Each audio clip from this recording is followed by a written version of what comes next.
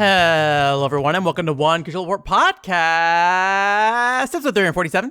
My name is Benjamin Yoder. I'm here today to talk to you about video games. Yesterday, I walked into a pole, like full force, and smashed my nose, and it looks fine. It's got a little cut, but my nose feels bad. So we'll find out if that is a concern of greater value than just, hey, waiting for it to heal. But if I sound a little weird today, sorry about that. My nose seems and feels fine, but it just feels weird. So I think my brain is subconscious. That's gonna make me sound weird too. So anyways, this week we're gonna talk about LvlUpExpo. That happened, so we'll get into that this week. That's a local video game convention here in Las Vegas. A little bit more video game than previous years, I feel like. Could be wrong about that, or maybe just more things of interest to me.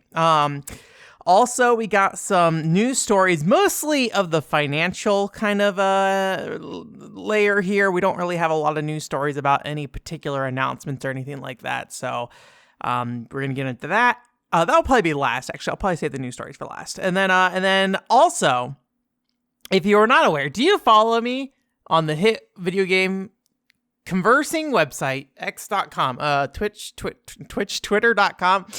Actually, I don't know if I've ever typed in x.com yet. Does x.com take you to X? I assume that would be desirable on their side. But anyways, I've been asking some questions on Twitter recently, so I want to just talk about some of those or all of them. I don't know. It depends on how long they can go and how much I talk about them. So I just want to kind of talk about those things because my relationship with Twitter has changed a bit more recently as well. So we'll get into that too. So anyways, just as a quick rundown before we get too deep into things, I've been trying to have a better idea of what's coming out and when, because I am now at the point where I have actual content coming out again.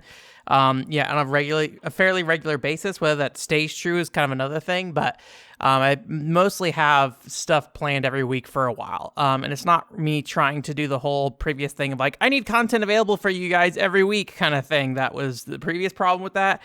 Or like, I don't feel like there's an expectation that I need to post content every week, but I've just been doing a lot of things, and occasionally I'm just willing to turn a camera on when I do it. Or I'm just like, here's some podcast thoughts I wanted to edit some gameplay footage to and things like that. I'm trying to just schedule it out just as it makes sense kind of thing. But anyways, that aside, if you didn't see the last week, the PCFX Fan Club podcast came out. We actually talked about, it was actually with Vink from Famicom Dojo. And you guys are probably more familiar with Japan Retro Direct, which is where I go import a lot of my games. We talked about like the aftermarket of the PCFX in Japan and how that's evolved over the last 20 years. So that's an interesting show. So go check that out if you want a podcast right after this podcast. And then also, I think my gaming junk repair pile video went up. So if you want to go listen to me as I poke at game consoles with little plastic spatulas and stuff to try to clean it, put rubbing alcohol on things that I'm not sure if rubbing alcohol is okay to go on, you can check that out. In the next couple weeks coming up here, I have Star Fox Adventures. There's a podcast clip for that going up. And then also cleaning my PSP as well. That's also in there. So that is actually technically part of the same video as the gaming junk pile repair thing, but I split into two because I spent way too much time cleaning a GBA SP in the first one. So anyways, but probably more importantly, what will get us into our today's episode this week is that what also went up on the channel is my Xeno panel, talking about the Xeno series, specifically an introductory to the Xeno series. So if you don't know, I submitted this panel to LvlUpExpo. I had kind of a wishy-washy, weird last couple months for a lot of reasons. I've mentioned multiple times that I'm kind of reorganizing my life and stuff like that. And because of some of that stuff, it made it hard for me to sit down and concentrate on the Xeno panel. And so it kind of came together fairly last minute. But what this panel was intended to do was it was intended to kind of just lower the barrier to entry for Xeno. Because like every time I talk to people about Xeno, what happens is people go, hey, that's a complicated series, right? Do I need to play the old ones from 20 years ago to understand it? Like, because all of them are connected, right? All of the universe stuff is connected. And, you probably can sit there and connect some Easter eggs and things like that if you really care. But the answer is no. No, these are not connected. No, none of these really matter. For the average person, none of this really matters.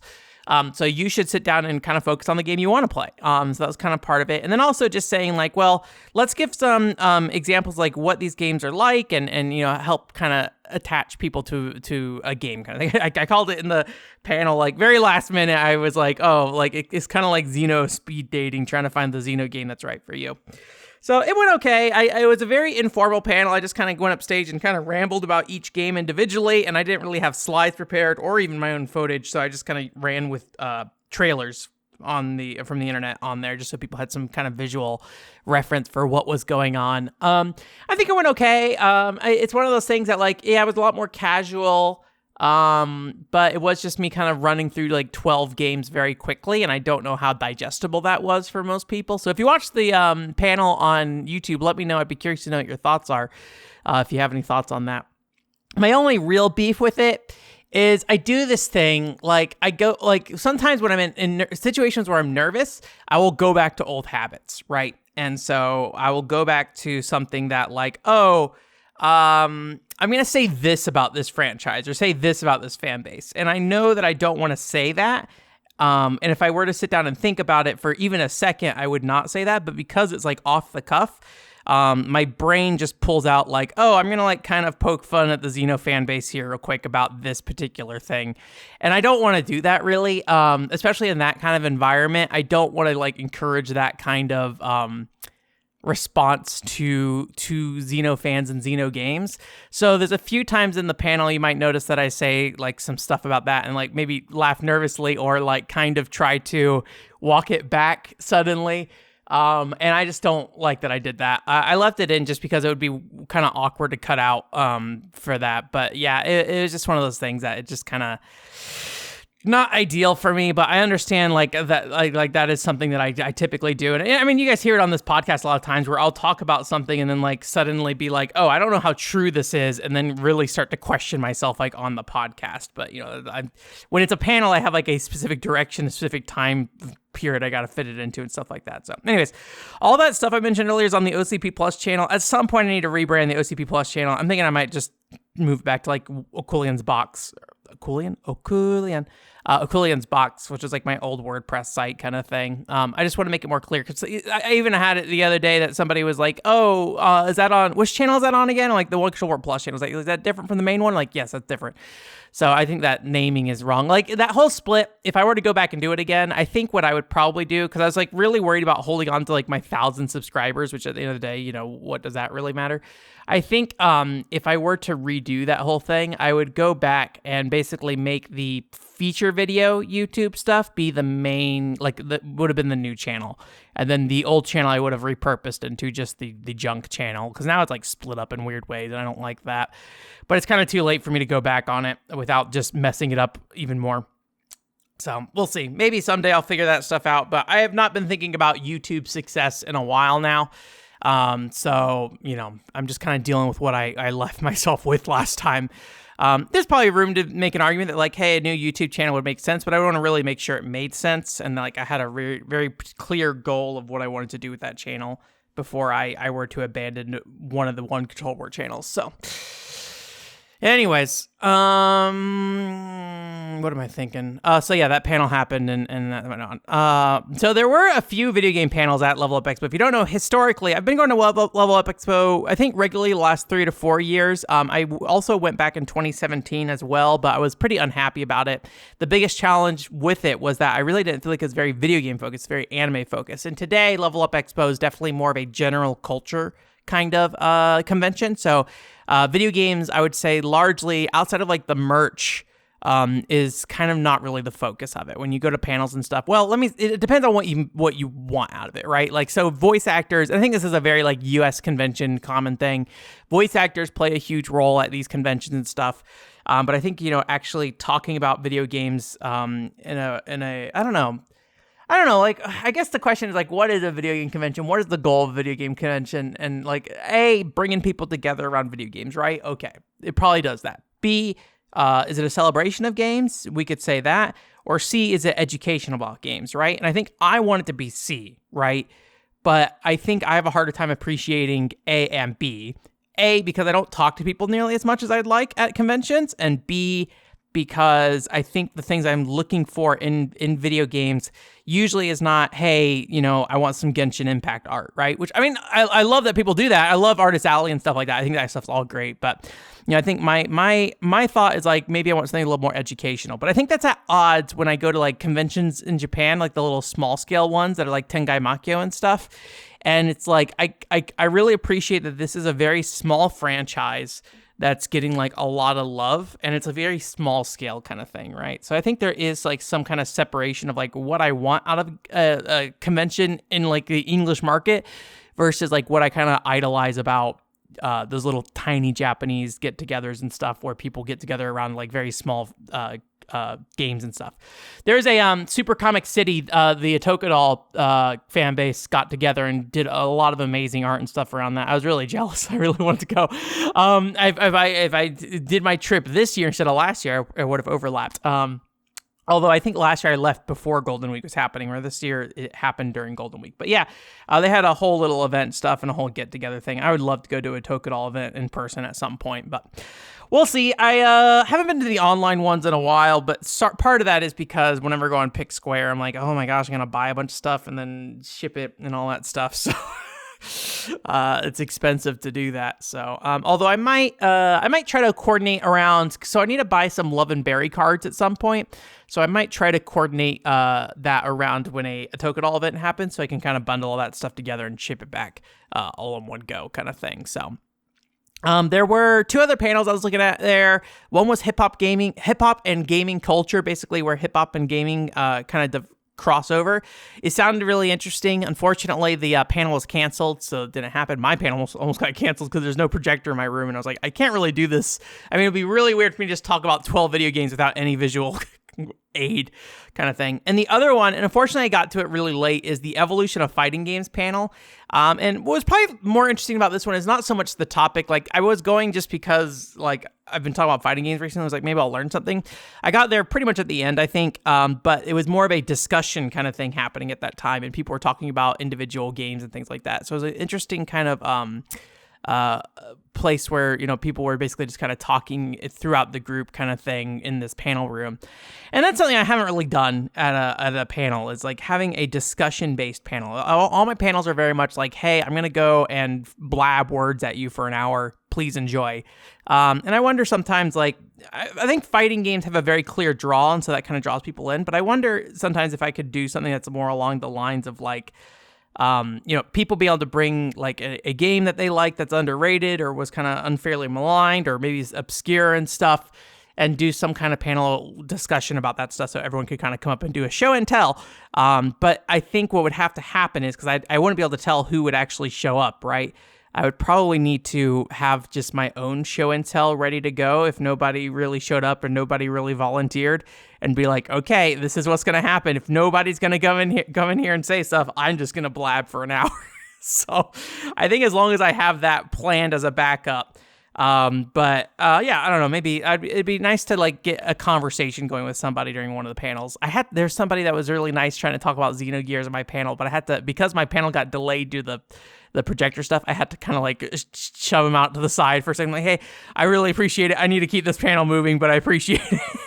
I felt really bad because he was really interested in talking about Xenogears, and he was offering a lot more insight than I could on Xenogears because I don't know anything about Xenogears. So yeah. There were some games there as well. I really like looking at games at these kind of events where the actual video game section is a bit smaller. In some ways, I'm like, I wish video games were more of a focus, but when it comes to like actually new video games that you can demo, I like it on this like smaller section kind of thing. Although if I were going for multiple days, I only went on Friday this year, maybe I would feel differently. But if there's like a larger section for new games, but there basically were about 5 or I think there's like 5 to 10 games. But I mostly sat down with 5 of them. Well, one of them I didn't really sit down with, Pizza Bandit. If you remember from PAX last year, I played Pizza Bandit. It's a time-traveling pizza delivery game that's a third-person shooter. I thought it was really cool. I really enjoyed it. I won the contest on accident, and I could not hear anyone in that center. It was so loud at PAX, so I had no idea what was happening, but people like were telling me to click on things. So I was like clicking these buttons. And apparently I won a prize from it, and I got a Pizza Bandit shirt. So anytime I open my closet, I'm thinking about that Pizza Bandit. So this was a lot quieter of an event, so I was able to talk to these guys a bit more, get more insight on what they're doing. Not a lot to say about it. It's just kind of like a run-based third-person shooter. I think if you haven't seen it before, The Club... The hit video game that everybody knows, The Club from Sega on PC. I need to play that game eventually. It kind of reminds me of that, where it's like this kind of arcadey kind of run-through kind of thing of a third-person shooter. And he said there's going to be some kind of multiplayer co-op, but they're not 100% sure when that will be out. I think they said it wasn't going to be there at launch, but I could be wrong about that. This is all in my memory, sorry. But I think they're going to try to launch, I think it was early next year, for real. So if I can think about it, I do want to check it out. I have a problem where I often don't follow up on Steam games specifically, and I really would like to get that kind of library, the Steam library, a little bit more engaged in my gaming life a bit more. I think in general, there's a lot of platforms I'm looking at, like PSP, Vita, and things like that, where I always complain about I don't check out games within this space nearly enough. And I don't think I'm in a situation where like I'm going to be able to just drop everything and go play a bunch of Steam games, right? But I do want to at least be actively engaged with them on a regular basis, in the same way I'm actively engaged with the Nintendo DS, the Wii, all that stuff, right? And I think I want to diversify more in that regard. So that's something I want to try to do. So Pizza Bandit, I think, will be a game I will buy and play.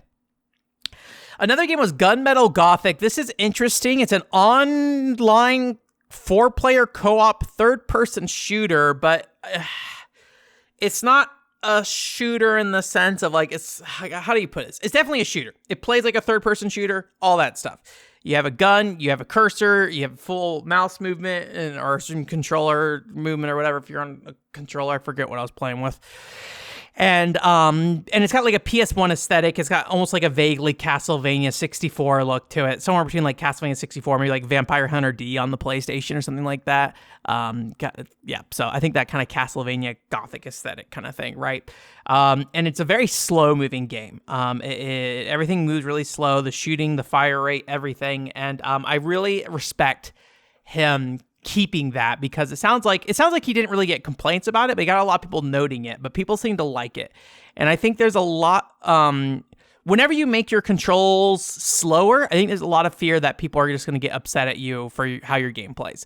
And I think one thing that is nice, and this is kind of like, he has that PS1 aesthetic, like so low resolution pixels and things like that, low polygon models.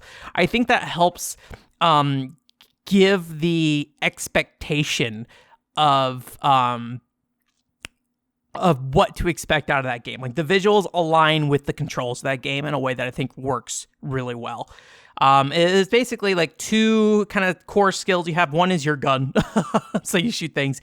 Then you also have like a magic spell. There's some UI elements that I think probably could use some work to basically better clarify what's happening there, because like basically when you have your magic, there's like a number that says you have like 5 casts is what it looks like. So I think in my brain, I'm like, I'm going to try to hold on to this, but no, the 5 casts recharge over time. So you basically want to use magic and ammo kind of interchangeably. And I think in a lot of ways, you have to like, right now it's like kind of like switch between weapons. And I think I would personally prefer it where I could more easily swap between using the two, where it's like one button press, shoots on the triggers, and then one presses, cast the spell. If it's only going to be 2 actions that you can do, I think that makes more sense. But there could be some value to, basically requiring the player to basically swap over between weapons and magic, and the delayed time between that as well. So, but yeah, it seemed pretty cool. I really enjoyed it from what I played. I talked to the guy a little bit about like aesthetics and, what a game that is like looking like a PS1 aesthetic, means and why you choose that. And apparently the game was originally a Nintendo 64 aesthetic, but he changed it after people kind of said they would prefer PS1. And I think most people look more fondly on PS1 versus the Nintendo 64. Nintendo 64 just has some weird quirks to it that don't hold up well on a modern display. And even back then, I think on the CRTs, I think it was pretty clear that a lot of those textures were like really blurry. But I think like with any kind of visual decision, it's going to be, some people are going to prefer one of the other. But I think the PlayStation 1 fits more in that like crisp emulated look kind of thing that people like, dithering maybe the one aspect of PS1 games that people don't like so much with that. But we talked a little bit about that, and I was trying to kind of gauge what he was trying to get out of that game from a visual perspective, and we kind of inevitably hit the discussion of like nostalgia, and I think part of it was my fault because I think I did use the word nostalgia at some point, and I think whenever nostalgia is introduced to a conversation as a way to like justify why you like something, I'm not saying it's wrong. And I'm not saying there's no value in that, but I think a lot of times when we use the word nostalgia, it kind of covers up finding the real reasons why we decide to do something or why we like something or why we would make a choice. Because I think we just kind of say, well, it used to be how I liked it, or it's like how I used to play, so therefore I like it kind of thing. And I think there's more of a discussion to be had there rather than it's just nostalgia. That's not to say nostalgia can't be the thing, but I just think I think it is a umbrella term that covers a lot of things where I think it's better to kind of like grind down a little bit further into that. And I don't know if we really got to that part of the conversation, but as I said earlier, I think one of the things that I took away from it was the fact that I think the aesthetics really fit the gameplay style and setting the expectation of what that game would play at, like, because that generation of games in general, the controls of those games are very different from a modern game, right? And while this does play like a third-person shooter, and so the controls are very clear from the start, which I think is one of the nice things, is like, you sit down, you play it, and you know what buttons do what. I think the thing is that the way the game feels and how you play the game is different, and that's what's important, really. At the end of the day, a lot of times the button configuration stuff I think is less important in those kind of older games. If you're really talking about older games that have unique and different gameplay styles because of their controls, kind of thing. I sat down on a booth for a guy named Lost in Space. Sat on his booth. This guy, I can't find words, apparently. Lost in Space is the name of his video games, based on some old TV show. I don't know what Lost in Space is as a TV show. It looked like an old TV show, but the actual game looked pretty good. He kind of described it as like a Telltale-inspired adventure game, and it definitely feels like that. I've only ever played Tales of Monkey Island on the Wii, and I really enjoyed that at the time. But it's got that kind of thing of walking around and solving puzzles, and every little bit of dialogue has this like little quirky sense of humor to it and stuff. And that also is like how you get puzzles. Hints and things like that is interacting through the environment. So it's like funny dialogue with information, right? That's kind of what I feel like those games are about, or at least the comedy-based ones, are funny dialogue with info. How do you pair them together in a way that makes sense to the player? And I think they did a really good job. I think it looks great as well. I only played the opening segment of the game, which is kind of this little tiny room where you're kind of like tasked with like combining these different crystals to escape the room kind of thing. I think it was really smart use of this little space. I had a little bit of trouble with some of the puzzle solving, but I was talking to him pretty extensively during that demo, so it was kind of hard for me to pay attention to exactly what was happening and really think through the logic of what I was doing. So I think while I did have some hiccups, it was more of the environment, not so much the game itself. But visually, it looks really nice. This is one of those cases where somebody, I think, is using AI in an interesting way, because apparently, this old TV series, he has the rights to use the dialogue from it. I don't know if he has the raw recordings or has a way to cut out the recording. So pretty much, as far as I'm aware, all the characters in the game are utilizing dialogue from the TV show, which I have no idea how you write around that. I'm curious, like, if it's noticeable. I did not notice it in person, but I was at a demo on a stage floor kind of thing. But the main character is some kid, and from what I understand, what he was telling me is that the kid's dialogue is, I believe there is dialogue from the show in there for the kid, but the reality is the player, he needs to talk about the world and talk about these individual, what are they called? Puzzles that you need to solve and give hints and stuff. So he used AI to kind of to do those lines based off the actual voice from the show. I think it's like a show from the 1960s. So I assume this dude who is the voice actor for this is long since old or nearing death. Anyways, but what's kind of interesting about it is I think it was not as noticeable versus most other instances I've heard of AI voices kind of replacing voices in games. And I wonder if part of it is because the kid is a child actor from like the 60s or whatever, And I feel like the delivery of kids at that time as actors is very flat. And so it sounds off already in the first place. So when you introduce an AI voice that learns off a voice and doesn't have the dynamic range of like an adult character in those series or kid voice actors of today, or maybe an adult woman doing a voice for a kid kind of thing, right? I think it actually works pretty well in that one particular situation.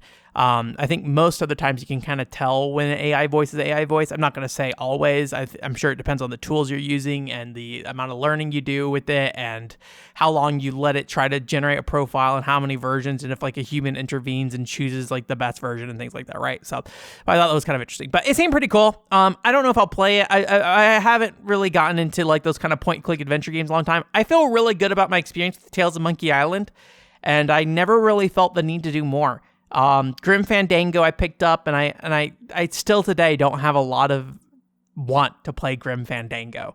As much as I like the look of that game and the style of it, there's not a lot of drive for me. Zack and Wiki on the Wii, same kind of deal. I just haven't really sat down and really engaged with it. So it's a really cool game, and I thought it looked really nice, and as a one-man team making this game, and it looked really clean as well. So but it sounds like he's trying to talk with the publisher at the moment, so I hope that works out for him.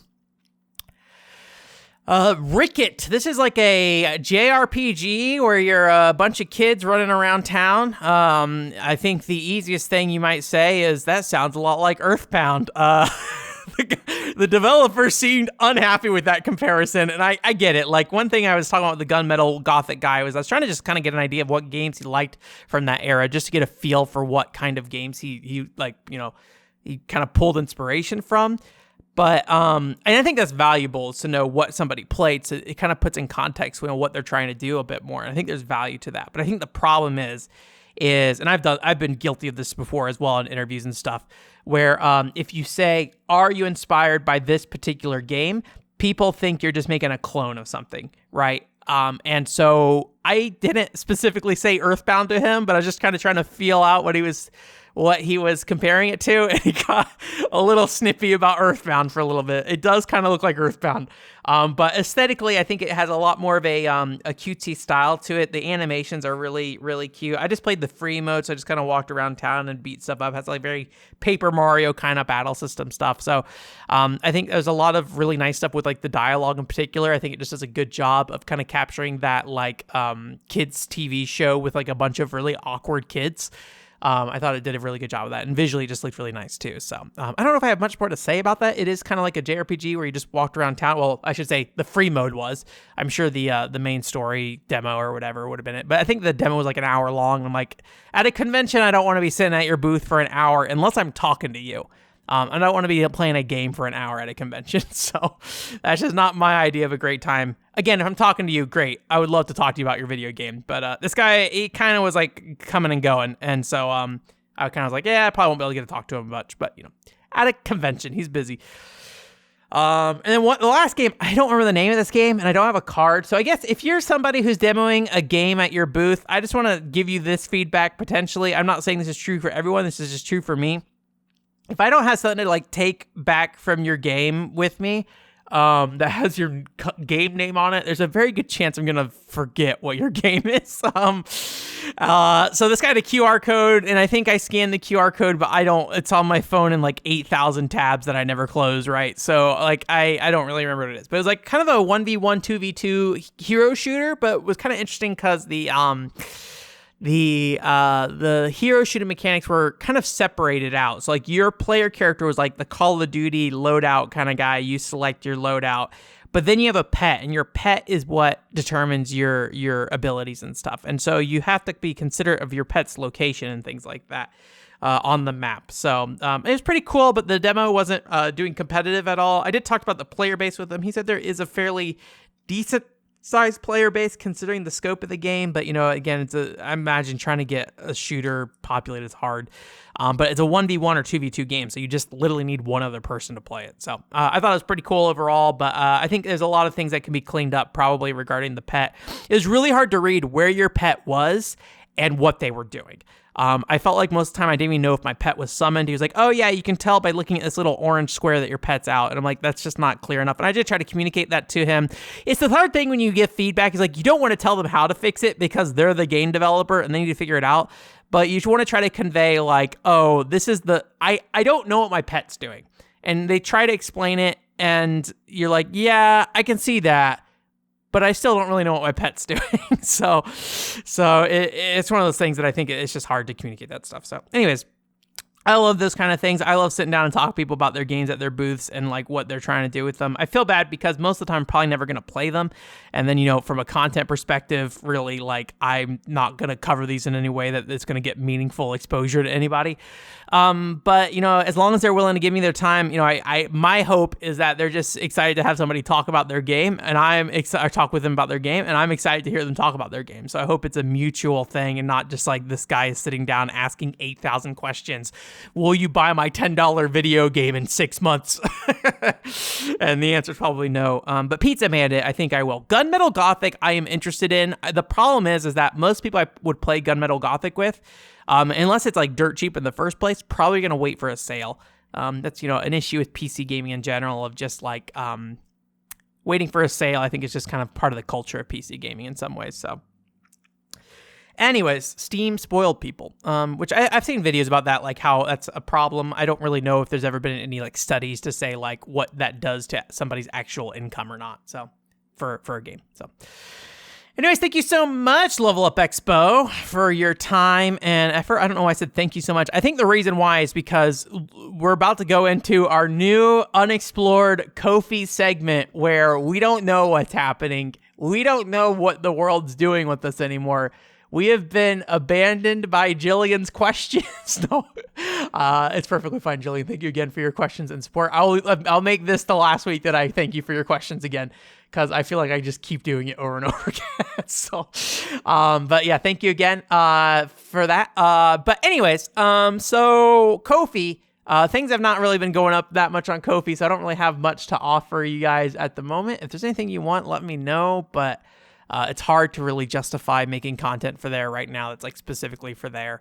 At least it just doesn't make any sense right now. Maybe someday, but not right now.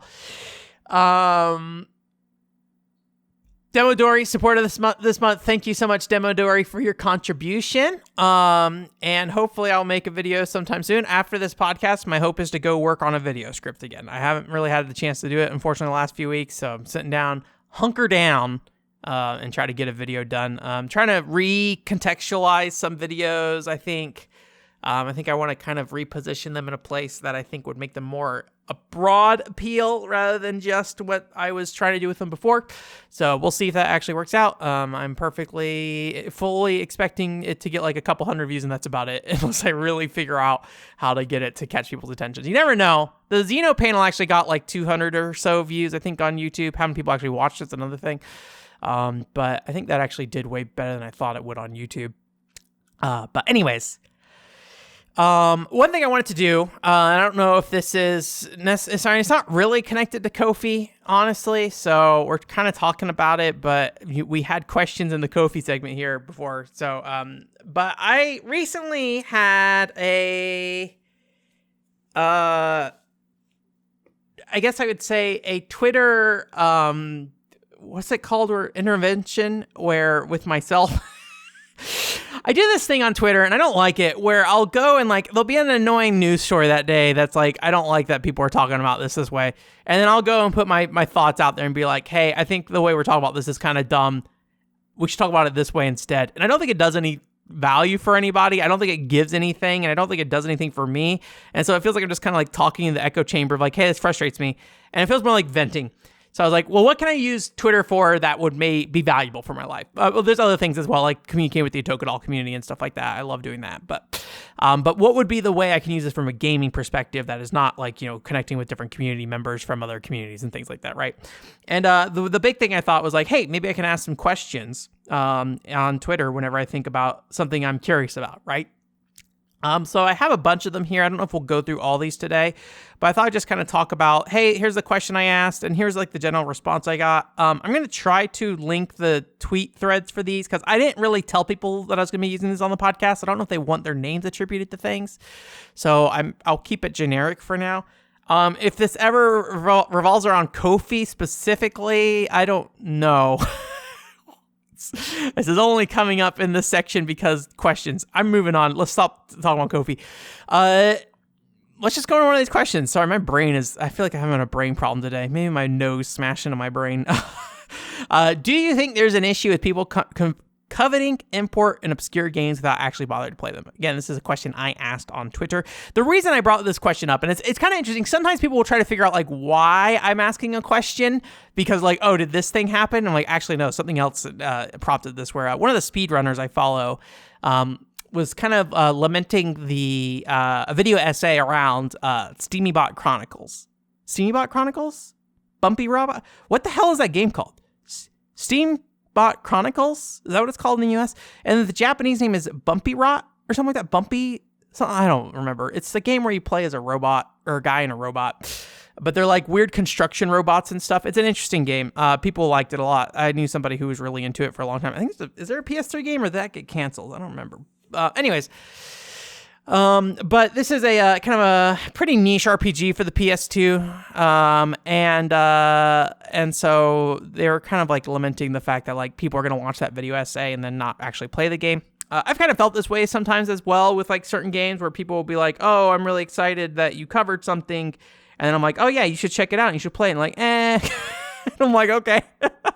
And I think sometimes we often, I think maybe the danger of that to some extent, and I'm in the same boat here to some extent, is that we kind of like elevate certain games higher and higher the longer we wait to actually engage with them, right? I think Dear My Son is one of those games for me for sure.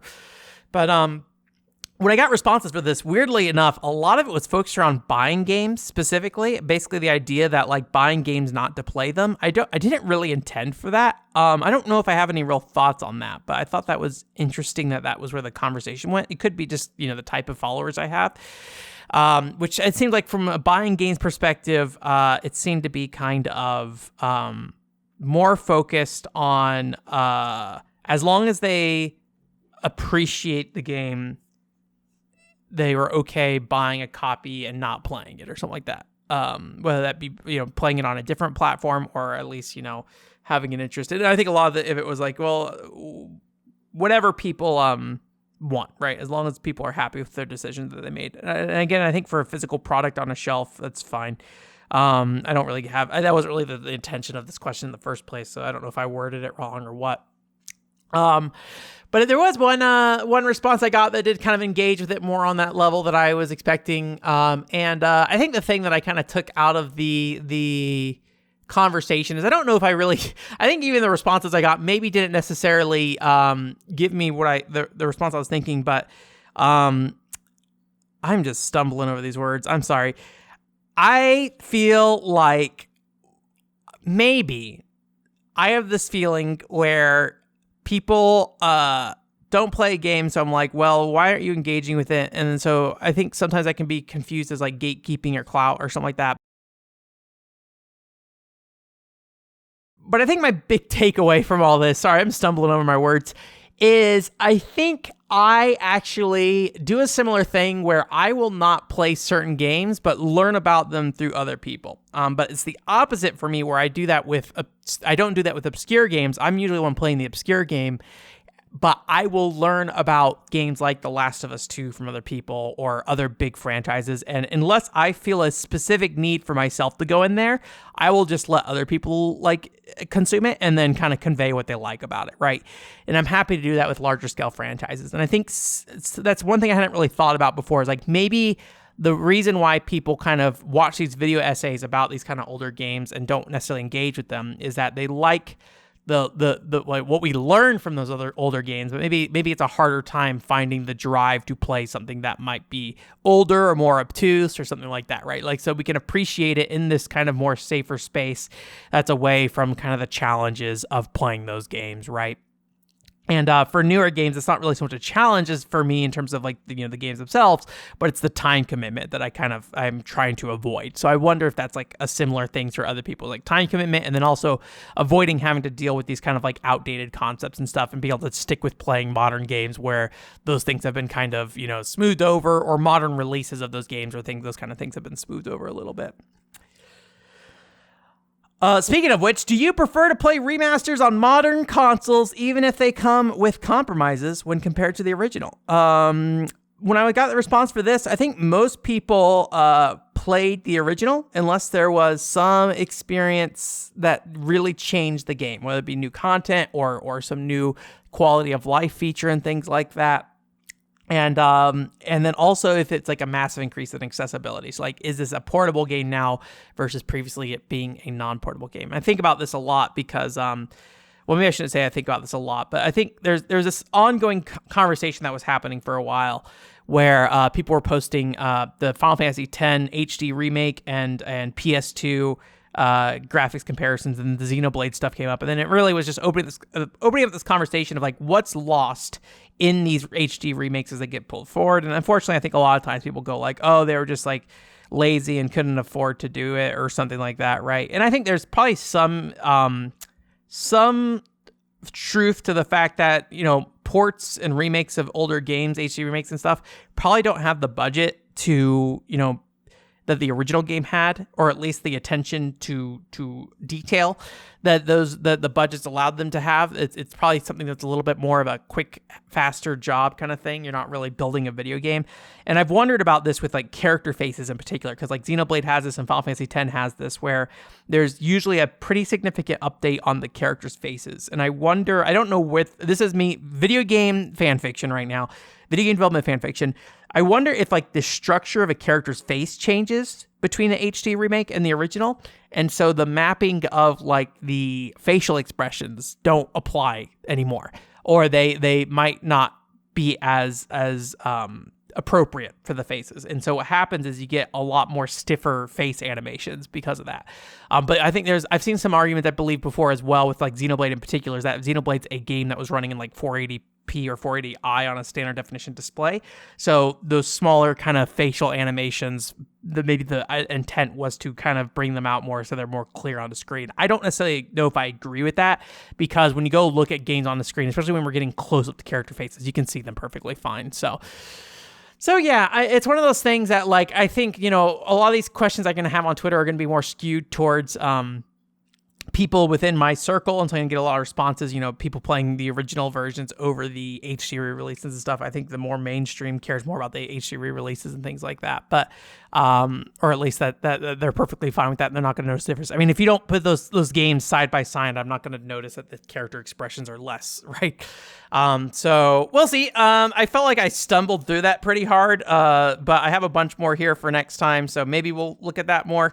If I find that I'm not really getting anything valuable out of sharing that stuff, or if you don't find it, let me know. But we'll see. I have like 10 or more that I asked, and I have some feedback from those as well. So we'll see what happens. Let's get into some news. Mostly financial news we're wrapping up here with. Basically Square Enix and Konami stuff. Or not Konami, Koei Tecmo stuff.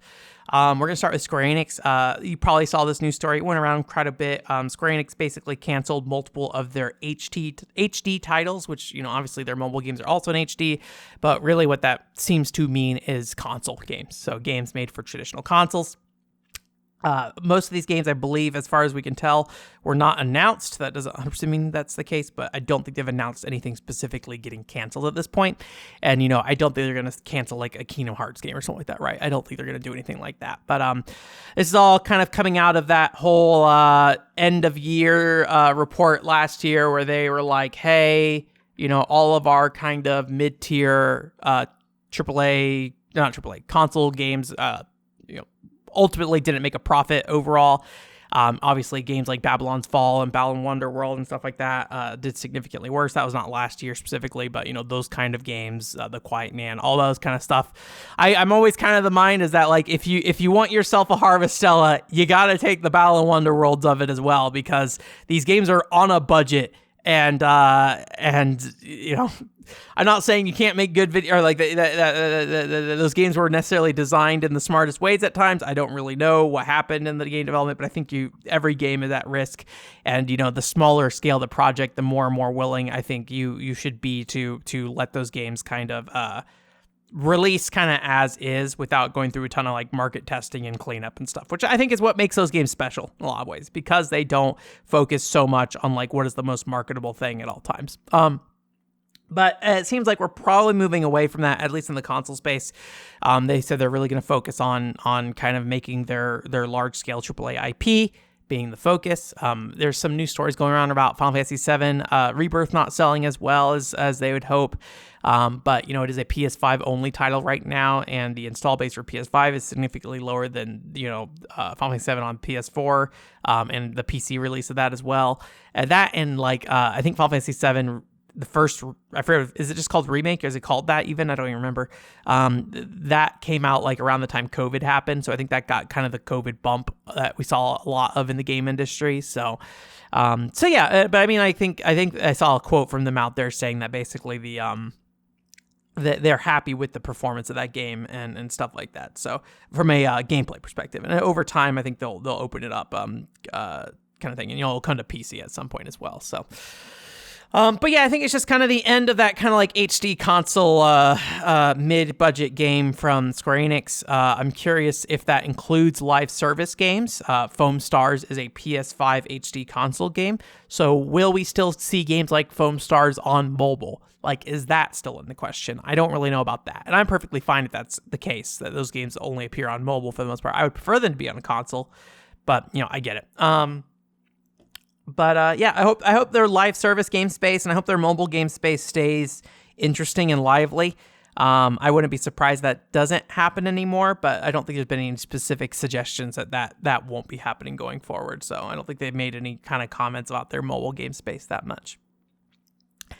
Koei Tecmo, speaking of mobile games, I mentioned last week, I think, that they had saw a significant increase in mobile game revenue. Specifically, and they are, I believe, in their reports, yes, they said that they are, quote, highest sales since 2009. I don't have the exact article open here, but that's what it says there. So they're at least seeing a lot of traction in the mobile game space. But what's kind of interesting in this is that the console games didn't perform as well. But they did say that they want to continue to stay committed to console games and investing in console games and stuff like that. So it seems like they're not coming out of this investment meeting saying that like, oh, mobile's the future for us. Rise of the Ronin apparently did very well. And it also, most of the success from the mobile game aspect seems to be related to Nobunaga Ambition mobile games specifically. So I think there's like 3 games in that category, and I think all of them did very well. I did see an article, I think of 2 weeks ago or so, that said the Atelier game, the Atelier mobile game, did not perform as expected though. So it's really interesting with like stuff like Nobunaga's Ambition, right? That is a very specifically Japan-centric franchise, and maybe it's a similar situation as like Konami, where they are incredibly successful with their current lineup that they have, but it's very Japan-centric, and so it's interesting to see this kind of franchise be kind of the driving force of Koei Tecmo sales, more so than like Rise of the Ronin, right? This huge PS5 exclusive. I think that's kind of really interesting to see. But yeah, I think it's interesting that they're still saying they're really committed to console games. Not that I'm saying that like they should transition away from them or anything, but I think a lot of times when you see that kind of thing where like, there is a significant disparity between mobile game and console game revenue, you'll see more of a thing suggesting that we're going to kind of double down in mobile games versus, continue to make console games. I saw somewhere, like a lot of this Koei Tecmo stuff, I feel like has been reported in Automata Media. I'll put the most recent article on there, but I think there's been like 4 or 5 articles I've looked at over time about this. And one of the things they're talking about the fact that like Koei Tecmo makes a lot of money from investment choices. Basically, they have somebody who does a bunch of investment stuff at their company, and then they're like, oh, they're an investment company that does making games as a hobby kind of thing. That was kind of funny. So, and the last story here is everyone's favorite. Everyone loves an NFT, right? You guys loved NFTs, right? Double Jump Tokyo. They're running, I don't know how long they've been doing this for. They're running a monthly game performance, I guess like advertorial post on 4Gamer specifically. I did not find any other like source posts for this. I could be wrong. But it seems like they're maybe just posting directly to 4Gamer through, that kind of connection they have. If you don't know, Double Jump Tokyo is one of the most relevant NFT game developer companies in regards to, the publishers that we're familiar with, Square Enix, Konami, Sega, all those companies. Double Jump Tokyo has been working with them on NFT projects. So what I thought was interesting is they're trying to basically put together kind of a similar to like the mobile performance charts and things like that, where you can get like the mobile game performance for Japan week by week. They're trying to do a similar thing, but with microtransactions, NFT transactions and stuff. I don't really know how to read that stuff, so I don't really know what that success means. Some of them are plus, some of them are minus. Who can say? But what did kind of jumped out at me was the games that were on this list, because there are basically 5 games kind of focused on this list. The first one being like Moto Dex. This is listed as number 1. Again, I don't really know what that means being number 1, if it's just like the transactions happening or if actual income or something like that. But this is a basically kind of a behind the back, almost like sight bike looking motocross game, but unfortunately doesn't have like really any of the mechanics of Excite Bike in it with like the tilting or anything like that, as far as I can tell. So I'm not quite sure what having an NFT does for this. It seems like you can buy different bikes and different outfits for your drivers, but I don't know if there's like different stats to make them race a little bit different. There was a trial version on their website that I tried. You can do without like an NFT, and it basically is just a mobile game where you kind of like move your character left and right to dodge obstacles and stuff. So very, very simple graphical style, like PS1 runs in a browser kind of thing. But it's not PS1 in terms of resolution, but just the low polygon kind of thing. So it's interesting that was listed as number 1, since it feels very cheap in budget and compared to most of the things. Pixels, this is apparently a farming sim based around NFTs as well. First time I saw of it, it basically is just like a Harvest Moon, Stardew Valley kind of game. It seems like maybe your crops and stuff have some kind of value that is connected to the blockchain or something like that. I don't 100% know how all these things how a lot of these things work. I just kind of like skimmed the website a little bit. Matrix, but spelt with the 1, so it's MATR1X. This is a Counter-Strike-esque shooter. I have no idea how NFTs play into this, but it's basically like a low-budget Counter-Strike game. I saw they had some tournament plays on their website. Mostly it was Chinese speaking, as far as I could tell, so I think maybe it is a China-based game. I don't know for sure, or at least that seems to be where the player base is. I guess China plays a big role in esports in general, right? I think they do. I don't know.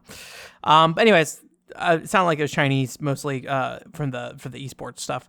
It just kind of looks like a low budget Counter-Strike, but it seems like it plays perfectly fine. It's just kind of the visual polish of it is where I think things seem to lack the most. Play Ember. So this is kind of cheating in this case, because when they list Play Ember, they say Play Ember casual games. This is not one game.